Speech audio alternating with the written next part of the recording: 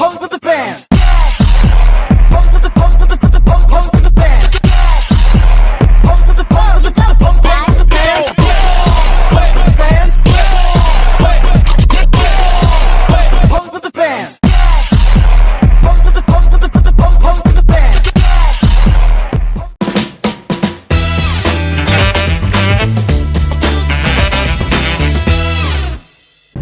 Halo Sobat Bicara, selamat datang di podcast Bicara Bahasa.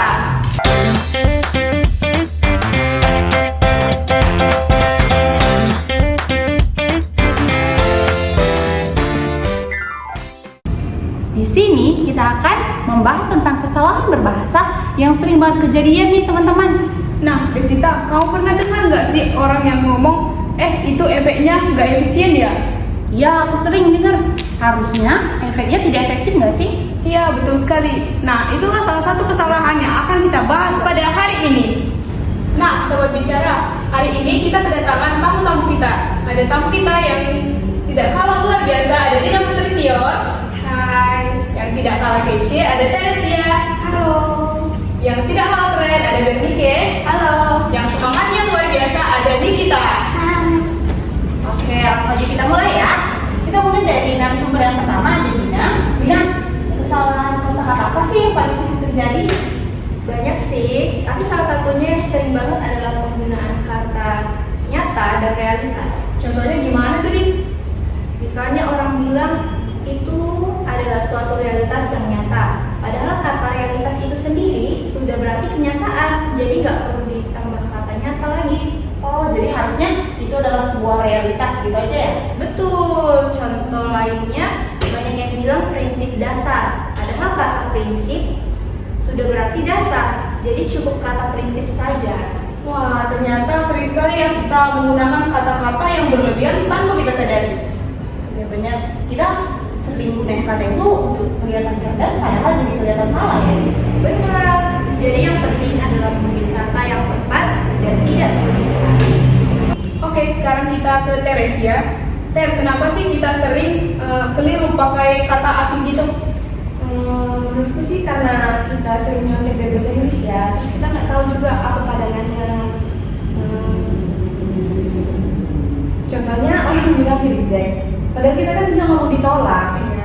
Oh, berarti kalau contohnya itu kayak submit tugas, itu harusnya ngirim tugas gitu aja ya kan?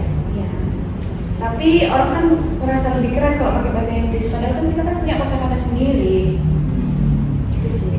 Nah, sekarang kita lanjut ke Bernike. Jadi Ber, apa sih kesalahan ejaan yang sering kita lakukan gitu?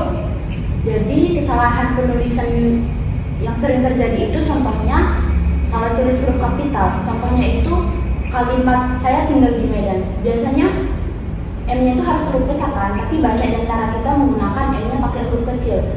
Padahal sebenarnya harus menggunakan huruf kapital karena menunjukkan suatu tempat. Kalau yang kata itu dipisah atau digabung gimana Bel?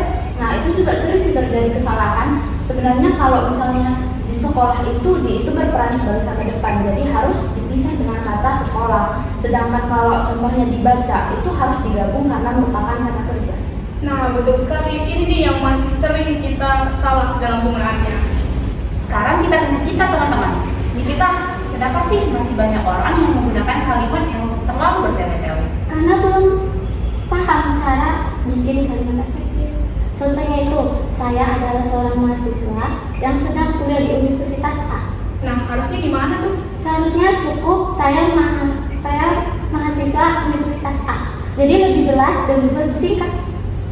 Duh, jadi banyak belajar ya hari ini.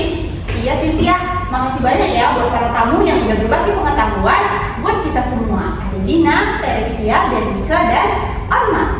Nah, Sobat Bicara, yuk mulai perbaiki bahasa kita. Jadi episode kali ini cukup sampai di sini saja. Sampai jumpa di episode selanjutnya di Bicara Bahasa. Sampai jumpa.